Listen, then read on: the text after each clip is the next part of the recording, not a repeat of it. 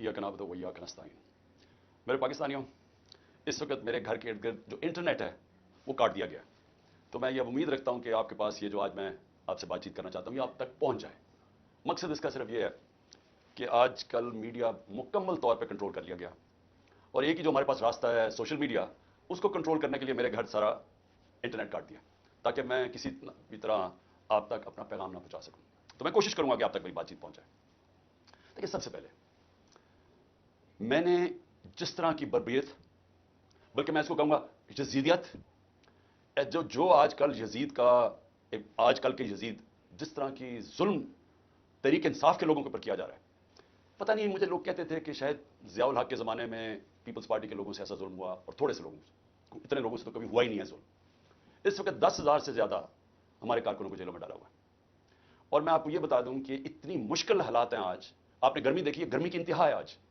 छोटे छोटे पिंजरों में उनको बंद किया हुआ है, खाना उनको सही नहीं मिल रहा, पानी वो तरसते हैं वहां, वकीलों को मिलने नहीं देते, कई जगह हमारे वकील ही नहीं वहां पहुंच सकते, और उनको जिस तरह यानी कि कोई गैर मुल्क दुश्मन है उस तरह रखा हुआ है। बल्कि गैर मुल्क दुश्मन भी प्रिजनर्स ऑफ वॉर के भी हकूक होते हैं। यहां तो सिर्फ इनको एक ये फायदा उठाते हुए जो कोर कमांडर का घर जलाया गया, उसका फायदा उठाते हुए पहले से प्लान बना हुआ था। और मेरा जिस वक्त भी, ये मैं आपको बता दूं, जिस वक्त भी इसके ऊपर इन्वेस्टिगेशन होगी ये साबित हो जाएगा कि ये प्री प्लान था सब कुछ। तो इसलिए उसके फायदा उठाते हुए एक ऐसा क्रैकडाउन है जो मैंने पाकिस्तान की तारीख में कभी नहीं देखा। सिर्फ ये नहीं कि पीपल्स सिर्फ तहरीक इंसाफ के कारकुनों को अंदर डाला है, सपोर्टर्स को, सोशल मीडिया के लोग जो अपने तौर पर पार्टी में भी नहीं, जो पीटीआई के लिए ट्वीट करते थे, उनको भी अंदर डाल दिया। सारी लीडरशिप अंदर डाली हुई है। और निकलने का सिर्फ एक तरीका है कि एक वो जादू के लफ्ज कह दो, वो जिस तरह होता था ना, खुल जा सम सम, आप जादू का लफ्ज कह दें कि जी मैं तहरीक इंसाफ में नहीं हूं तो आप रिहा हो सकते हैं। यानी ये मजाक हो रहा है हमारे मुल्क के साथ। किसी भी दौर के अंदर मैंने ये नहीं देखा कि सिर्फ और सिर्फ आपके ऊपर, अगर आप नहीं कहते कि मैं तहरीक इंसाफ में हूं तो आपके ऊपर जुल्म होंगे, तशद्दुद होगा, आपको इस जगह इस तरह की गर्मी के अंदर आपको दड़बों में बंद कर देंगे। लेकिन जब आप ये कहेंगे कि मैं तहरीक इंसाफ छोड़ रहा हूं तो सब कुछ ठीक हो जाएगा, आपके सारे गुनाह माफ हो जाएंगे। और फिर मुझे जो हैरत है आज कि कोई ह्यूमन राइट्स की आवाजें नहीं निकल रही। वो जो लोग शोर मचाते थे आज़ादी सहाफत की और बड़ा जुल्म कर रहा है इमरान खान, वो किधर, यानी अब किधर गई है आज़ादी सहाफत? सारा मीडिया दबाया हुआ है, प्रोपेगेंडा चल रहा है, वन साइडेड चीजें जा रही हैं। हमारे लोग अब जाते हुए डरते हैं मीडिया के ऊपर, पकड़ के जेल में डाल देंगे। वन साइडेड चीजें चल रही हैं। लोग अब इतना खौफ और हिरासा फैला। और मैंने खुद कहा हुआ है अपने लोगों को कि चुप जाओ। मैं खुद कह रहा हूं अपने कारकुनों को, अपने ऑफिस बेयरर्स को, अपने ओहदेदारों को, कोई जरूरत नहीं है आपको सामने आने की, अपने घरों में ना रहो, छुप जाओ। क्योंकि ये जो अंधेरी रात है, ये जो रात में सबसे ज्यादा अंधेरा है, ये ज्यादा देर नहीं चलता।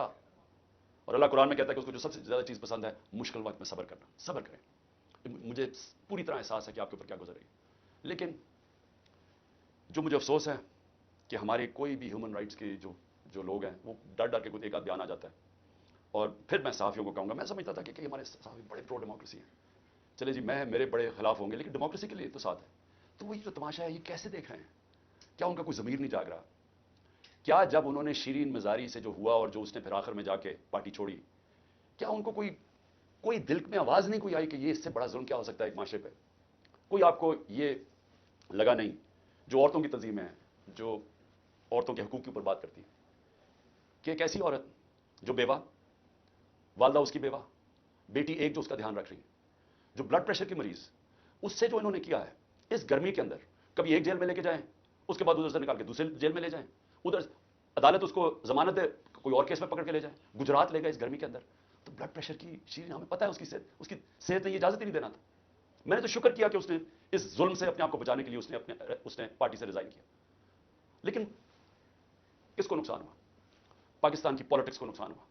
शीरीन हमारी टॉप पार्लियामेंटेरियन थी, मेरी कैबिनेट के अंदर वो मिनिस्टर थी जो जिस तरह वो पढ़ लिख के एक एक इशू के ऊपर आती थी, कोई और कैबिनेट मिनिस्टर, एक हमारी डॉक्टर सानिया थी कि इतनी मेहनत करके कभी कैबिनेट मीटिंग में नहीं आई जो शीरीन आती थी।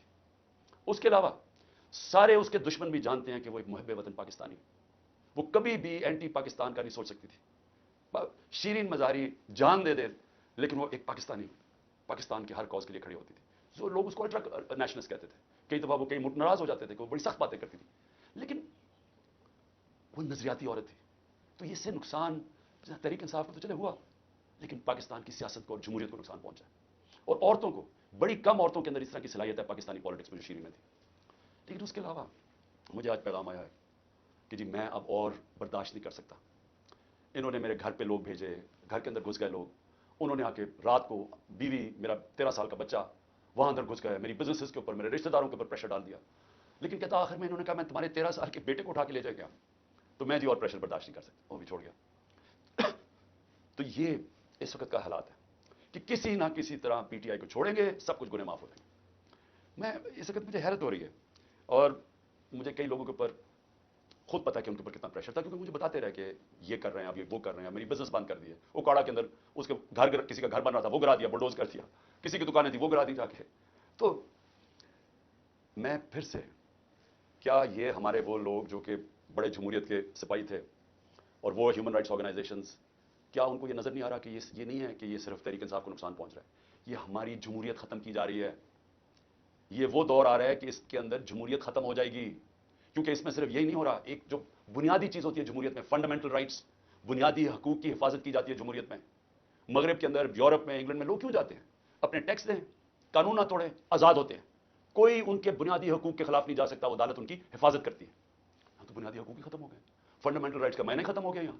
یعنی جو میڈیا سے انہوں نے کیا, عمران ریاض سے کیا کیا؟ عمران ریاض سب سے زیادہ اس کی یوٹیوب کے اوپر ویورشپ تھی, اس کو ابھی تک عدالتوں نے بار بار کہا کہ ہمارے سامنے اس کو پیش کرو, کیوں نہیں پیش کر رہے؟ مجھے خوف ہے کہ اس کے اوپر تشدد اتنا کیا ہوگا کہ وہ عدالت میں لاتے ہوئے سے ڈر رہے ہیں.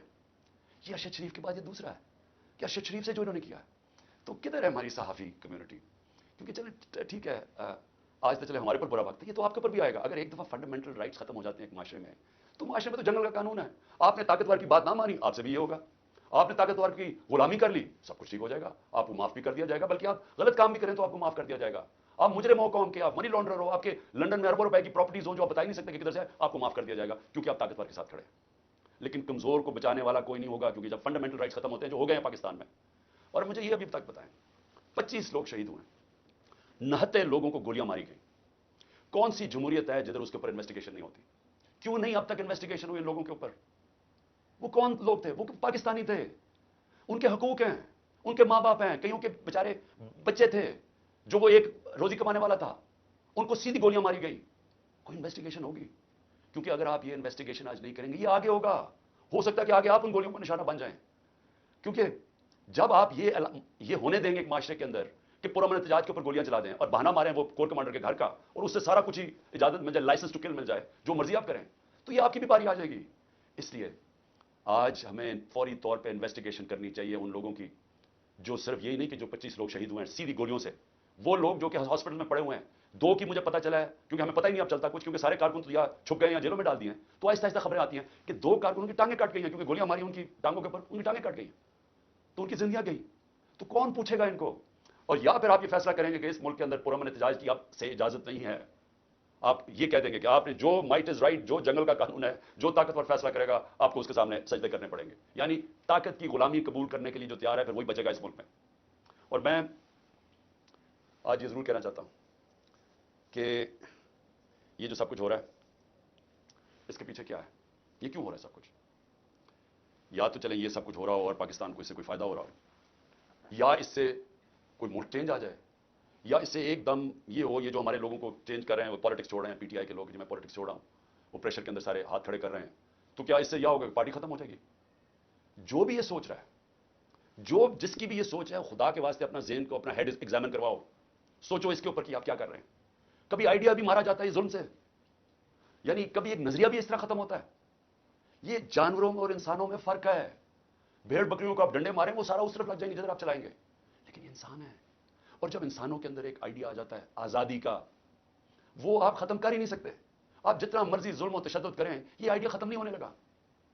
اگر یہ آئیڈیا ختم ہونا ہوتا تو مقبوضہ کشمیر میں آج وہ ہاتھ کھڑا کر کے اور آرام سے چپ کر کے قبول کر لیتے ہندوستان کی غلامی. 1 لاکھ سے اوپر کشمیری شہید ہو چکا ہے. کشمیریوں کے اوپر جو ہم آج ہمارے پہ ظلم ہو رہا ہے, یہ کشمیری 30 سال سے ہو رہا ہے ان کے اوپر. ان کے بھی گھروں میں گھس جاتی ہے رات کو پولیس, لوگ اٹھا کے لے جاتے ہیں, نوجوانوں کو اٹھا کے لے جاتے ہیں, جیلوں میں ڈال دیتے ہیں, ان کو بھی کوئی پوچھنے والا نہیں ہے, ان کے بھی کوئی فنڈامنٹل رائٹس نہیں ہے, ان کے سارے لیڈروں کو بند کر دیا ہے, وہاں بھی میڈیا کے اوپر کنٹرول کیا ہوا ہے. لیکن جس وقت موقع ملے گا کشمیریوں کو اپنی آواز سنانے کا, ایک آواز سے سارا کشمیری کہے گا آزادی, ایک آواز سے کہے گا آزادی. انہوں نے جتنی بربریت کی ہے ہندوستان نے وہاں, اس کا کیا ہوا ہے؟ اس کا نتیجہ یہ ہوا ہے کہ جو پرو انڈین پولیٹیشین تھے وہی ختم ہو گئے ہیں. اب جو انڈیا کی بات کرتا ہے اس کو کوئی ووٹ ہی دینے کے لیے نہیں تیار. تو بجائے وہ ان کو یعنی کامیاب ہونے کے انہوں نے اور ہی کشمیری لوگوں کو آزادی کی طرف دھکیل دیا. یہی ہو رہا ہے پاکستان میں. آپ جتنا مرضی کریں گے, کبھی کوئی پارٹی جس کا جب ووٹ بینک بن جاتا ہے, جو آج ماشاءاللہ تحریک انصاف کا بن گیا ہے, ان حربوں سے اس کو آپ ختم نہیں کر سکتے. یہ بڑھتی جائے گی یہ پارٹی. لوگوں کے اندر غصہ ہے, یہ جو دیکھ رہے ہیں تماشا, کیا لوگ بیوقوف ہیں؟ ان کو نظر نہیں آ رہا کیا ہو رہا ہے؟ آپ بے شک میڈیا کے اوپر جو مرضی کنٹرول کر لیں. لوگ جب مجھے بھی یاد ہے جب ذوالفقار علی بھٹو کے ایوب خان کے دور میں جب اس کے اوپر سینسرشپ تھی, تو ہم اس کا ایک ایک فقرہ ڈھونڈا کرتے تھے. 2 لائنیں بھی ہوتی تھی, وہ اس وقت پاکستان ٹائمز یا وہ نوائے وقت ہوتا تھا یا جنگ ہوتا, ایک ایک فقرہ ڈھونڈتے تھے اس کا کہ وہ کیا کیا اس نے لوگ. اور اب سوشل میڈیا کا زمانہ ہے, تو اب آپ کیسے بند کریں گے؟ لوگوں کو تو انفارمیشن اب مل رہی ہے. لوگوں کو تو یہ پتا چل گیا کہ یہ سارا اسٹیج مینج تھا, یہ پوری کانسپریسی کی ہوئی تھی, پری پلان بنا ہوا تھا. اب اس کے اندر کئی رائے ہیں کہ آئی بی نے کیا یا ایم آئی نے کیا, اس کے اندر تو سوشل میڈیا پہ اب چل رہی ہیں چیزیں. لیکن یہ پتا ہے کہ یہ پری پلان تھا کہ انہوں نے اس کا پورا فائدہ اٹھانا تھا تحریک انصاف کو ختم کرنے کے لیے. میرا صرف ایک پوائنٹ ہے کہ جو نظریے کو ظلم اور یزیدیت سے ختم کرنے کی کوشش کر رہے ہیں, ان کو ہیومن نیچر کا بھی نہیں پتا, ان کو انسانی تاریخ کا نہیں پتا, ان کو انسانی موومنٹس کا نہیں پتا. انہوں نے جب ایران کے اندر انقلاب آیا تھا وہاں بھی بڑی بربادی ہوئی تھی, اس کی انہوں نے بڑا ظلم کیا تھا ان لوگوں کے اوپر, لیکن نہیں روک سکے تھے. اس کو کوئی روک نہیں سکتا. میری یہ بات مان لیں, اس وقت یہ سارے لوگوں کو آپ پکڑتے جائیں, ہمارے سارے پارٹی کے, اور میں ویسے آج سلام کرتا ہوں ان لوگوں کو کہ اتنے پریشر کے باوجود ہماری لیڈرشپ کھڑی ہے آج کہتی نہیں ہم تحریک انصاف میں. میں ان کو خاص طور پہ سلام کرتا ہوں کیونکہ مجھے پتا ہے ان کے اوپر کیا گزر رہی ہے. لیکن فرض مان سارے بھی چھوڑ دیتے ہیں تحریک انصاف کو. میں آج آپ کو کہہ رہا ہوں, جس کو میں پی ٹی آئی کا ٹکٹ دوں گا وہ انشاءاللہ جیتے گا, اور وہ اس لیے جیتے گا کہ لوگ فیصلہ کر بیٹھے ہیں. مجھے یہ بتائیں, کبھی ہوا ہے پاکستان کی تاریخ میں کہ پی ڈی ایم پارٹیز کے ساتھ اس وقت اسٹیبلشمنٹ جڑی ہوئی ہے, ان کے ساتھ الیکشن کمیشن جڑی ہوئی ہے, ان کے ساتھ آئی بی اور ایف آئی اور ساری ایجنسی جڑی ہوئی ہے, ان کے ساتھ سارا جو گورنمنٹ کا یہ جو کیئر ٹیکر گورنمنٹس ہیں, یہ پوری طرح کبھی ہوا ہی نہیں ہے. Care taker government funds in کو دے رہی ہیں, سب کچھ ان کی مدد کر رہی ہیں, پھر کیوں الیکشن سے بھاگ رہے ہیں؟ یعنی جب کبھی سنا پاکستان کی تاریخ میں کہ پوری حمایت ہو اسٹیبلشمنٹ کی, اداروں کی, سب کی, الیکشن سے بھاگ رہے ہیں کیونکہ ووٹ بینک ان کا ختم ہو گیا ہے. پولیٹیکل پارٹی تب ختم ہوتی ہے جب اس کا ووٹ بینک ختم ہوتا ہے. ان کا ووٹ بینک ختم ہے, آپ اس گھوڑے کے اندر جتنی مرضی پھونک بھرتے رہیں, اسے گرنا ہی ہے. جب ریس میں کھڑا ہوگا یہ گر جائے گا. اور تحریک انصاف کو آپ نہیں ختم کر سکتے. لیکن جو میں تیسری بات کرنا چاہتا ہوں, لیکن مجھے اپنے ملک کے اوپر خوف آ رہا ہے. عمران خان کو باہر کرتے کرتے یہ تو ہمارا ملک تباہ کر رہے ہیں. کوئی سوچ رہا ہے کہ معیشت کس طرف جا رہی ہے؟ کوئی اب تنخواہ دار طبقے سے کسی نے پوچھا اب یہ بل آئیں گے بجلی کے, ان سے ذرا پوچھا کہ وہ کیسے بل دیں گے؟ کبھی کسی نے پوچھا ہے کہ جو 100 روپیہ تھا ہمارے دور میں جب ہم چھوڑ کے گئے ہیں, وہ صرف 50 روپے اس کی قیمت, خریدار قیمت رہ گئی ہے. تو اس مہنگائی کے اندر کسی نے پوچھا ہے کہ اس ملک کا کمزور طبقہ کیسے گزارا کر رہا ہے؟ کمزور طبقہ چھوڑیں, میں تنخواہ دار طبقے کی بات کر رہا ہوں جن کو اچھی خاصی تنخواہیں ملتی ہیں, وہ سوچیں وہ کیسے گزارا کر رہے ہیں. اور سوچا ہے کہ اس وقت ہمارے جو پروفیشنلز ہیں جو دنیا میں کہیں بھی نوکری کر سکتے ہیں, 9 لاکھ پروفیشنل ملک چھوڑ کے چلے گئے. اس کی کوئی اندازہ ہے کہ یہ کتنا بڑا نقصان ہے؟ اگر پاکستان میں ہم نے شوکت خانم کینسر ہاسپٹل بنایا تھا, اور آپ سارے عرب دنیا میں چلے جائیں, وہاں اگر آپ کو کینسر ہاسپٹل ملے گا تو سارا باہر سے لوگ, ان کے جو سٹاف ہے, جو آنکولوجسٹ ہیں, جو کینسر اسپیشلسٹ, سب باہر سے آئے ہوئے ہیں. پاکستان میں کیوں ہم بنا سکے انٹرنیشنل کیلیبر کا ہاسپٹل؟ کیونکہ کوالیفائڈ پاکستانی باہر سے آئے تھے کام کرنے کے لیے. اب وہ لوگ باہر جانے کا سوچ رہے ہیں, 10% ہمارے کنسلٹنٹ چھوڑ کے جا رہے ہیں. اور اگر یہ میں اپنی انسٹیٹیوشن کی بات کر رہا ہوں تو مجھے بتائیں باقی جگہ کیا ہو رہا ہوگا. جب اس ملک کے پروفیشنلز, پڑھے لکھے لوگ چھوڑ کے ملک جا رہے ہیں, سوچیں یہ ملک کدھر جا رہا ہے. اور دوسرا, ڈالر جا رہے ہیں ملک سے باہر, سب ڈالر باہر بھیج رہے ہیں. اس وقت کوئی سرمایہ کاری نہیں ہو رہی, لوگ ڈالر خرید رہے ہیں. 300 سے زیادہ روپیہ ڈالر ہو گیا پاکستان میں. کیا اس کا اندازہ ہے کہ اب ملک کے اوپر کیا ہونے والا ہے؟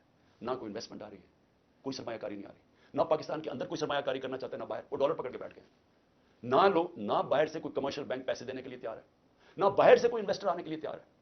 اور سارے جو پاکستان کے ہم ریکارڈ انڈیکیٹرز چھوڑ کے گئے تھے, ریکارڈ پہ ایکسپورٹس تھی, آج ایکسپورٹس گر رہی ہیں. ریکارڈ پہ ریمیٹنسز تھی, وہ آج ریمیٹنسز گر رہی ہیں. ریکارڈ ٹیکس کلیکشن تھی, آج ٹیکس کلیکشن گر رہی ہے. آئی ٹی 75% ہماری ایکسپورٹ بڑھی تھی فیوچر ٹیکنالوجی کا, وہ آج نیچے چلی گئی ہیں. آج جو ہمارا جو کسان ہے, ذرا اسے پوچھے تو صحیح کہ اس کا کیسا گزارا ہو رہا ہے. کتنا پیسہ تب بن رہا تھا, آج وہ کتنا پیسہ بنا رہا ہے. کیونکہ مہنگائی اتنی ہو گئی ہے کہ اس کے پاس اب ہاتھ میں اتنا پیسہ ہی نہیں ہے. جتنا کسان کے پاس پیسہ آئے گا وہ زمین پہ لگائے گا. کبھی پوچھا ہے کہ جو پروڈکشن سینٹر ہیں جس سے دولت بنتی ہے, جس کی وجہ سے آپ نے قرضے واپس کرنے ہیں, جو ہے انڈسٹری بند ہو رہی ہے, آج بے روزگاری پھیل رہی ہے. ریکارڈ انڈسٹریل پروڈکشن تھی ہماری, 10.4% لارج اسکیل مینوفیکچرنگ تھی ہمارے آخری مہینے میں, آج وہ گر رہی ہے.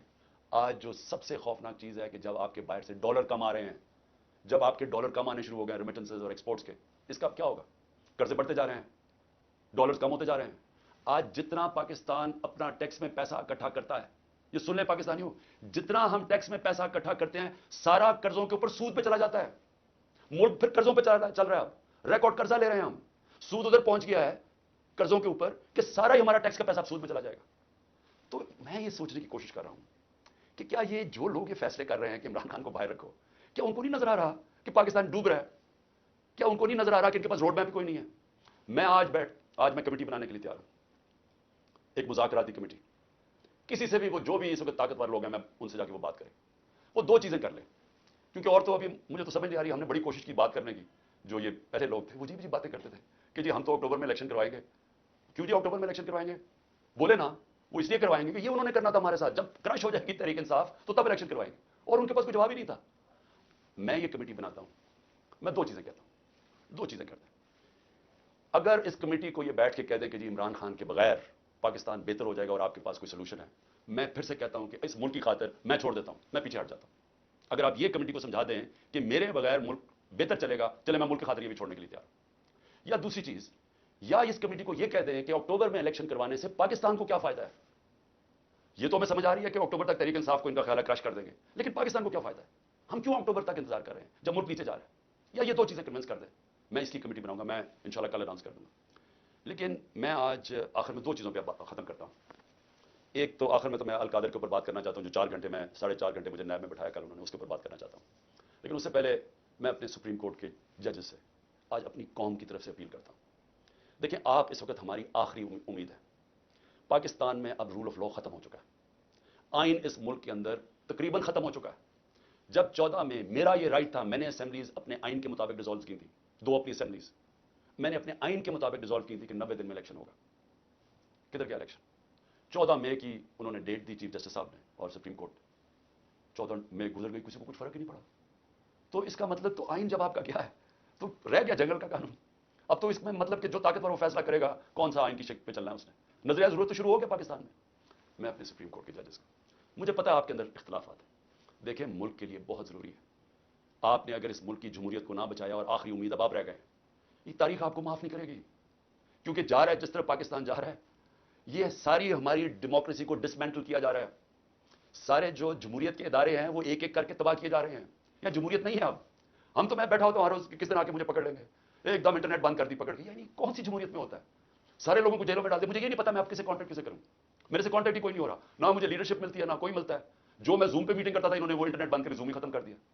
تو میں تو تیار بیٹھا ہوں کہ جو بھی کرنے کے لیے آئیں گے، جب بھی پکڑیں گے میں تو خیر تیار بیٹھا ہوں، ہر روز تیار ہوتا ہوں. لیکن میں آپ سے سپریم کورٹ کے ججز صاحبان، دیکھیں قوم آپ کی طرف دیکھ رہی ہے اور یہ آپ کی یونٹی اس قوم کے لیے بہت ضروری ہے. آپ کے اوپر اب ہے کہ اس ملک کی جمہوریت کے لیے سٹینڈ لیں. آپ کے لیے ضروری ہے کہ اس ملک کو آپ بچائیں کہ یہ ٹوٹل جنگل کا قانون بنانا ریپبلک بن رہا ہے ہمارا ملک. یہاں کسی شہری کو اس وقت جو آج آواز اٹھاتا ہے، کوئی تنقید کرتا ہے، اس کو یا اٹھا کے لے جاتے ہیں یا اس کو مارے پڑتی ہیں یا ان کی بزنسز بند کر دیتے ہیں. یعنی یہ تو ایسے لگ رہا ہے کہ ہم وہ ہٹلر کے گسٹاپو کے دنوں میں بیٹھے ہوئے ہیں. یعنی ہمارے لیے تو وہ دن آ گئے. تو موزز سپریم کورٹ کے ججز صاحبان، یہ آپ کے اوپر بہت بڑی ذمہ داری ہے اور اللہ ان لوگوں کو، جن لوگوں کو ذمہ داری دیتا ہے ان کے اوپر امتحان بھی بڑا ڈالتا ہے. یہ آپ کے اوپر ہے ہماری جو رئیس جمہوریت ہے اس کو بچانا، کیونکہ ہمیں اور اس اب کوئی امید نہیں نظر آ رہی. آخر میں القادر کے اوپر دیکھیے جی، اب آپ نے ایسے سمجھنا ہے کہ یہ ساری جو ایک کیبنٹ کے اندر فیصلہ ہوا تھا 3 دسمبر 2019 میں، اب آپ نے ایسے دیکھنا کہ آپ میرے کیبنٹ ممبرز ہیں اور آپ نے کیا فیصلہ کرنا. یا میں نے سارا میرا جو کیس بنا ہوا ہے وہ یہ کہہ رہے ہیں کہ یہ عمران خان آپ نے فیصلہ غلط کیا. آپ نے یہ فیصلہ اس لیے کیا کہ وہ القادر ٹرسٹ جو 1 سال پہلے بننا شروع ہو گیا تھا، آپ نے فیصلہ کیا اور اس کی گراؤنڈ بریکنگ ہو گئی تھی اس سے 7 مہینے پہلے. لیکن یہ کہہ رہے ہیں کہ وہ القادر ٹرسٹ میں کیونکہ آپ کو فائنینشلی فائدہ ہوا جو کہ نہیں ہوا، اس لیے آپ نے یہ غلط فیصلہ کیا. اب یہ فیصلہ کیا تھا ذرا آپ نے سمجھنا کہ آپ میرے کیبنٹ ممبر. کیبنٹ کے سامنے یہ چیز رکھی گئی کہ جی ہمارے ایک ملک ریاض کے اور این سی اے ہوتا ہے نیشنل کرائمز، ان کی نیشنل کرائم ہوتی ہے ایجنسی، وہ این سی اے نے ملک ریاض کے پیسے فریز کر دیے 190 ملین پاؤنڈ انگلینڈ کے اندر. اور ورڈ یہ سنیں، انہوں نے کہا یہ سسپیشس ٹرانزیکشن ہے. انہوں نے منی لانڈرنگ نہیں کہا، انہوں نے کہا کہ ہمیں شک ہے کہ یہ پیسہ یہ وائٹ پیسہ نہیں ہے، بلیک کا پیسہ. انہوں نے پیسے فریز کر دیے. ملک ریاض اور این سی اے کے بیچ میں ایک اگریمنٹ ہو جاتی ہے، ان کے وکیل اگریمنٹ کر لیتے ہیں. اس اگریمنٹ کے تحت یہ فیصلہ ہوتا ہے، ملک ریاض کہتا ہے کہ یہ جو 190 ملین پاؤنڈ ہے یہ میں پاکستان میں جو میں نے سپریم کورٹ کو وعدہ کیا تھا، جو میرے پر جرمانہ لگا تھا، میں یہ اس اکاؤنٹ میں ڈالنا چاہتا ہوں سپریم کورٹ کے. ہماری کیبنٹ کے سامنے اب یہ آتا ہے کہ آپ کے پاس 2 چوائسز ہیں.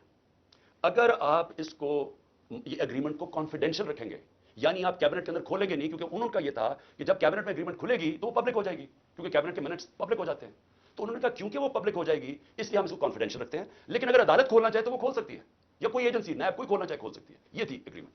لیکن اگر آپ یہ نہیں مانتے، آگے ذرا غور سے سنیں، اگر آپ اس کو کانفیڈینشیل نہیں رکھتے تو آپ کو پاکستان کی گورنمنٹ کو برطانیہ کے اندر جا کے کیس کرنا پڑے گا کہ یہ جو 190 ملین پاؤنڈ ہے یہ پاکستان سے منی لانڈرنگ ہو کے گیا، اور آپ کو ثابت کرنا پڑے گا کہ یہ پاکستان سے منی لانڈرنگ ہوئی ہے.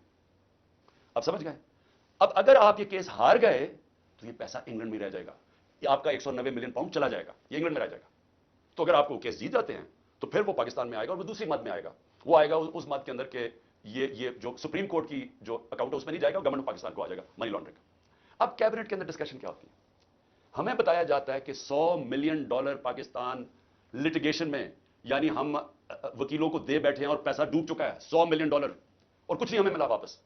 ہمیں لیگل ایکشن سے آج تک ایک آنا نہیں ملا، اور انہوں نے کہا یہ 5-6 سال لٹیگیشن چلے گی، اور کوئی گارنٹی نہیں ہے کہ آپ ثابت کر سکیں گے کہ جی منی لانڈرنگ کا پیسہ ہے آپ اور اگر آپ نے ثابت نہ کیا تو پیسہ انگلینڈ چلا گیا. اب یہ تھا کیبنٹ نے کیا فیصلہ کیا. آپ کیا فیصلہ کریں گے کہ کیا مجھے 190 ملین پاؤنڈ مل رہا ہے وہ پاکستان آ جائے اسی وقت؟ ہمیں بڑی ڈالرز کی ضرورت تھی، ہمیں ہمیشہ ہوتی ہے، آج بھی ہمیں ڈالرز کی ضرورت ہے، اور کبھی اتنا پیسہ پاکستان نہیں آیا. کیا ہم اس پیسے کو فوری طور پہ لے آئیں اور اسٹیٹمنٹ میں کر دیں، یا پھر ہم قانونی کارروائی میں پڑیں جو کہ 5-6 سال چلے گی اور پتہ نہیں پیسہ آئے گا نہیں؟ مجھے ایک آدمی بتا دیں کہ جو اس سے اختلاف کرے گا کہ وہ پیسہ پاکستان لے آؤ. میں پوچھنا چاہتا ہوں کہ کون سا احمق ہوگا جو پتا ہوگا کہ آپ نے کیس بھی نہیں، یعنی کون سا یہ جوا کھیلے گا اور 5-6 سال انتظار کرو اور ہو سکتا ہے پیسہ ہی نہ آئے. تو ساری کیبنٹ نے فیصلہ کیا کہ جناب ٹھیک ہے کانفیڈینشیل اگریمنٹ ہم مان لیتے ہیں، پیسہ پاکستان آ جاؤ. پیسہ پاکستان آ گیا، اسٹیٹ بینک کے اندر ڈپازٹ ہو گیا، سپریم کورٹ کے اندر وہ پیسہ ڈپازٹ ہو گیا 190 ملین پاؤنڈ. اب اگلی بات، اب نیب مجھے کہہ رہی ہے کہ آپ نے یہ اس لیے بدنیتی سے کیا کیونکہ آپ نے ملک ریاض نے آپ کے لیے القادر ٹرسٹ جو ہے وہ اس نے جو سارا اس کا اسپانسر وہ تھا، تو آپ نے اس کو فائدہ پہنچانے کے لیے کر دیا. بھائی سوال بڑا سمپل ہے. آج آپ کے پاس 190 ملین پاؤنڈ پڑا ہوا ہے سپریم کورٹ میں، نیب آج کہے کہ یہ غلط مات میں پیسہ آ گیا ہے، آپ جا کے انگلینڈ کے اندر کیس کریں اور ثابت کر دیں کہ منی لانڈرنگ کا پیسہ ہے اور وہ ادھر سے ادھر چلا جائے گا. یعنی آپ کو کون روک رہا ہے اس چیز میں؟ کیونکہ آپ نے صرف ثابت کرنا ہے کہ منی لانڈرنگ کا پیسہ جا کے کیس کر کے کر دیں، پیسہ تو پاکستان آ گیا. تو کون چیز کیا آپ کو روک رہی ہے؟ اگر آپ یہ سمجھتے ہیں کہ غلط مت میں چلا گیا تو آپ کے پاس تو اپرچونٹی ہے، نیب تو کیس کر سکتا ہے، کیوں نہیں کیا ابھی تک کیس؟ صرف مجھے ذلیل کرنے کے لیے. اور یہ کہہ رہے ہیں کہ مجھے ذاتی طور پہ فائدہ ہوا. اب القادر کیا ہے؟ میں نے یہ فیصلہ کیا تھا کہ جب بھی مجھے اللہ نے موقع دیا، 2 چیزیں میں نے کی. رحمت اللہ عالمین اتھارٹی سیٹ اپ کی کہ میں اپنے بچوں کو سیرت نبی اسکولوں سے شروع کریں، ریسرچ کروائیں، ہمارا کیریکٹر بلڈنگ شروع ہو. ہماری اخلاقیات بالکل ختم ہو چکی ہے، اس کو ہم اٹھائیں اپنے نبی کی سیرت کے ذریعے. اور دوسرا میں نے یہ یونیورسٹی رحمت اللہ عالمین اتھارٹی، اور یہ دوسرا یونیورسٹی کا سوچا القادر یونیورسٹی، جس میں ہم نے کوشش یہ کی کہ سیرت نبی کے اوپر ہم ریسرچ کریں، انٹرنیشنل اسکالرس کو میں نے انگیج کیا، اور پھر ٹیکنالوجی بھی پڑھائی جائے بچوں کو. یہ اس کا مطلب تھا کہ ماڈرن ٹیکنالوجیز بھی پڑھائیں، آرٹیفیشل انٹیلیجنس ایسی، اور ساتھ ساتھ اپنی لیڈرشپ ڈیولپ کریں سیرت نبی کے اوپر، ان کے کیریکٹر کے اوپر، اور لوگوں کو تیار کریں. میری جو بیوی بشرا بیگم، ان کے اوپر وارنٹ نکال دیے گئے. کس چیز کے؟ کہ وہ ایک ٹرسٹی ہے، ان کو میں نے ٹرسٹی رکھا. کیوں ٹرسٹی رکھا؟ کیونکہ سیرت نبی میں ان کو انٹرسٹ ہے، انہوں نے بڑی پڑھا ہوا ہے اس چیز کے اوپر، انہوں نے یعنی وہ ان کا شوق ہے کہ یہ سیرت نبی پھیلائی جائے، تو اس کو ٹرسٹی رکھ دیا. ٹرسٹی کو لکھا ہوا ہے ڈیڈ میں، نہ ایک آنا مل سکتا ہے، نہ ان کی تنخواہ ہے، نہ کوئی پیسہ مل سکتا ہے، نہ ان کا پراپرٹی میں کچھ ہے، ان کا کوئی تعلق نہیں ہوتا. ٹرسٹی کا صرف کام ہوتا ہے کہ جس وجہ سے ٹرسٹ بنا تھا، مثلا شوکت خانم ہے تو شوکت خانم اگر غریبوں کا 75% مفت علاج ہونا تھا کینسر کا، تو یہ نہ ہو کہ وہ 50% کر دیں. یعنی اس لیے ہوتا ہے ٹرسٹ، جو پالیسیز ہوتی ہیں وہ باقی پروفیشنل چلایا جاتا ہے، چاہے وہ القادر ہو، چاہے نمل یونیورسٹی، چاہے شوکت خانم. نہ مجھے $1 کا فائدہ آج تک شوکت خانم سے ہوا ہے، نہ نمل یونیورسٹی سے ہوا، اور نہ القادر سے ہوا. کیونکہ القادر ایک پروفیشنل اب وہ چل رہا ہے، وہاں سارے بچوں کو مفت تعلیم مل رہی ہے، جو بھی القادر میں پڑھ رہے ہیں سب کو مفت مل رہی ہے. اور ان کو جس طرح میں نے آپ کو کہا کہ اس کا مقصد کیا. یہ کہہ رہے ہیں نیب کہ مجھے ذاتی طور پہ فائدہ ہوا. اچھا کیونکہ پیسے کا تو کوئی بتا نہیں سکتے مجھے کیا پیسے کا فائدہ ہوا، تو کہہ رہے نہیں سیاسی طور پہ آپ کو فائدہ ہوا کہ جس طرح القادر سے میری سیاست جم گئی. یہ ہے کیس.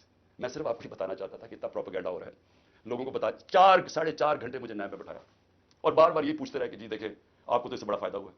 اور ملک ریاض کو آپ نے کیوں کیا؟ بھائی ملک ریاض کو اس لیے کیا کہ پاکستان کے سب سے بڑا بلڈر ہے وہ ہے ملک ریاض. اور ملک ریاض میرا کیا انٹرسٹ تھا، وہ اس کے پاس جو موبلائزنگ اکوپمنٹ ہے وہ سب سے تیزی سے کام کرتا ہے. یعنی وہ اگر آپ اسے کہے کوئی اتنی تیز کام نہیں کرتا جتنا ملک ریاض کی کنسٹرکشن کرتی ہے. میرا انٹرسٹ کیا تھا کہ وہ جلدی سے سیٹ اپ ہو القادر، جتنی جلدی سیٹ اپ ہو، اور میں اگر پرائم منسٹر تھا میں ان کو فائدہ پہنچا سکوں، انٹرنیشنل اسکالرز لا سکوں ہوتے ہوئے اس وقت. میرا تو صرف یہ انٹرسٹ تھا. اور مجھے اس سے کیا انٹرسٹ ہے؟ جس طرح ہر سال شوکت خانم میں 9 ارب روپیہ اکٹھا ہوتا ہے، تو کیا وہ میری ذات کے لیے ہو رہا ہے؟ اس لیے میں چاہتا تھا کہ میں آپ کو کلیئر کر دوں کہ جس طرح کی کوششیں کی جا رہی ہیں، اور مجھے جنہوں نے پکڑا تھا نیب میں وہ اتنی بدنیتی تھی کہ انہوں نے 28 کو ایک دم ہم میری جو انکوائری کو انویسٹیگیشن میں بدل دیا. مجھے انکوائری رپورٹ ہی نہیں دکھائی, اور 28 کو انکوائری سے انویسٹیگیشن کرتے ہیں, پہلی تاریخ کو میرا وارنٹ نکال دیتے ہیں, اور مجھے پتہ ہی نہیں ہے کہ قانون کہتا ہے کہ انکوائری میں میرا جواب آنا چاہیے. اور جس دن میں اٹھاتے ہیں مجھے وہاں سے رینجرز آ کے مجھے جس آپ کے سامنے جو طریقہ انہوں نے اختیار کیا مجھے اٹھانے کا, اس دن میں بیل لینے کے لیے بیٹھا ہوا تھا, کیونکہ ہمیں اخباروں سے پتا چلا کہ انہوں نے انویسٹیگیشن کر دیا. کوئی انصار عباسی کا آرٹیکل ہے 30 اپریل کو, تب ہمیں پتا چلا کہ انہوں نے انویسٹیگیشن کر دیا. میرے وکیل نے لکھا لاہور اسلام آباد ہائی کورٹ کو, یہ کیا مذاق ہو رہا ہے. تو میں اس دن اسلام آباد ہائی کورٹ اس پہ جا رہا تھا عدالت میں, جب انہوں نے ادھر سے اغوا کر کے باہر لے گئے اور پکڑ کے, جب میں جب جیل میں پہنچا تو پہلے ہی دفعہ تب انہوں نے مجھے انکوائری رپورٹ دکھائی. تو یہ تھا سارا ڈرامہ. میں نے کہا آپ سب کو بتا دوں. آخر میں اپنی ساری قوم کو کہنا چاہتا ہوں کہ دیکھیں یہ جو برا وقت ہے یہ اللہ کا نظام ہے, اس میں ہمیں صبر کرنا چاہیے. کوئی ہمیں اس میں دل برداشتہ نہیں ہونا چاہیے. قوموں کی زندگیوں میں یہ مشکل وقت آتے ہیں اور کئی میرے لوگ بہت مشکلوں سے گزر رہے ہیں, لیکن باقی ساری قوم کو میں ایک چیز کہنا چاہتا ہوں, اپنے ذہن میں ڈال لیں کہ اس طرح کی غلامی, یہ شذیدیت, اس طرح کی غلامی کو قبول کرنے سے بہتر ہے مر جاؤ. اللہ نے آزادی کو کیوں اتنا بڑا رتبہ دیا؟ کیوں جو انسان اپنی آزادی کے لیے لڑتا ہے اللہ نے اور مرتا ہے تو اس کو شہید کہتا ہے, اور جو بچتا ہے اس کو غازی کہتا ہے. پیغمبروں کے بعد شہید کا سب سے بڑا رتبہ ہے. کیوں ہے؟ کیونکہ اللہ نے آپ کو بتایا ہے کہ انسان آزاد میں نے پیدا کیا ہے, لا الہ الا اللہ. وہ کسی انسان کی غلامی کے لیے نہیں, اس نے ہمیں پیدا کیا. یہ جو ہمیں غلامی کروا رہے ہیں کہ پکڑ کے جناب دبا کے, گلا دبا کے اور کہے کہ جناب میں طریق انصاف چھوڑ رہا ہوں, اس لیے نہیں پیدا کیا. اور قوم جب ظلم کے سامنے سر جھکا دیتی ہے, خوف کے بت کے سامنے جھک جاتی ہے, وہ قوم تباہ ہو جاتی ہے. اس لیے حوصلہ رکھنا ہے. آپ کا کپتان جب تک اس کے اندر خون ہے وہ کھڑا ہے, آخری گیند تک لڑنے والا کیپٹن ہے آپ کا. ہار ماننے کا سوال پیدا ہی نہیں ہوتا. جو بھی یہ کریں گے میں اس کے لیے تیار ہوں. اسی قوم کو بھی میں یہ کہنا چاہتا ہوں کہ آپ نے کسی صورت ہار نہیں مانی.